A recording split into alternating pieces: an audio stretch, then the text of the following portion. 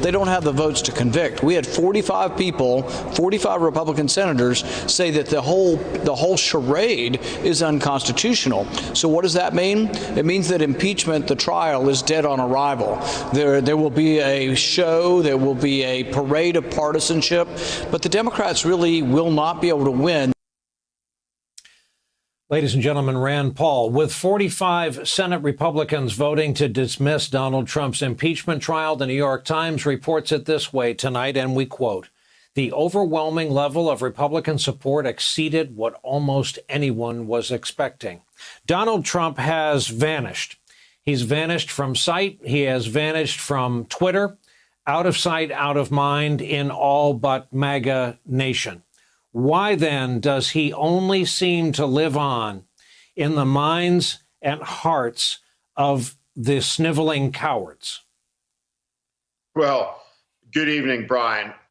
Look, let me just start with Rand Paul's comments. And this is somebody who ran talking about his fidelity to the Constitution. His comments are a travesty there.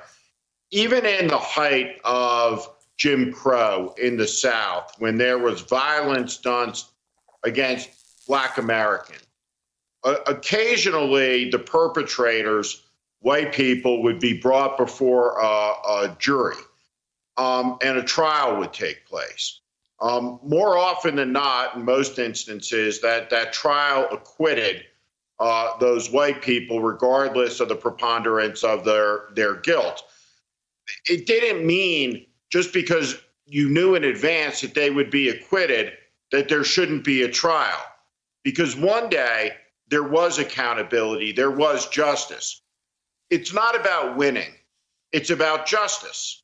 It's a trial. We all saw the President of the United States incite a mob of white supremacists, white nationalists, extremist militia, fascist Proud Boys. He incited them to violence. They attacked the Capitol. The Capitol fell. The American flag was torn down.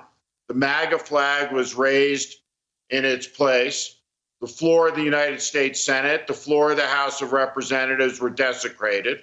This mob was there to kill the Vice President and the Speaker of the House. They didn't succeed, but they killed 5 people, including bludgeoning a police officer to death. There must be accountability for an attack against the people of the United States, an attack against the people's government, the government of the people, by the people, for the people. And so it doesn't matter. We'll see the complicity, the cowardice. We'll see the subordination of their oath of office to the Constitution as they once again assert their loyalty to Donald Trump. And the American people will once again get to take their measure. It is a good thing that Donald Trump has been removed from power, but he leaves behind a real deal autocratic movement in this country. And that movement is sustained in part by the cynicism of the elected elites of the Republican Party, men like Kevin McCarthy and Ted Cruz and Josh Hawley, and men like Rand Paul. And this is why you're seeing an action by corporate America that's saying, the 147 members of Congress that rose in an action that would have disenfranchised, nullified, eradicated the voice of millions of Americans on the basis of their skin color. That vote, after the violent insurrection, was a crossing of the Rubicon. And those companies are saying no more donations. And I think in the end, you'll see $100 million to $200 million come out of the political committees that support these members. We're at a time of great turbulence in the politics of the country. As the president tries to deal with this crisis, there must be accountability.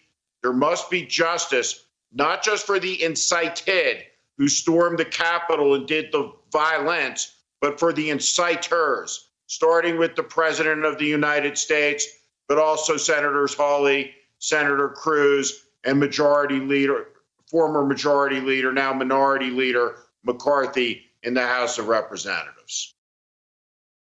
Hey, thanks for watching our YouTube channel. You should know that you can follow today's top stories and breaking news and catch up on your favorite MSNBC shows all in one place.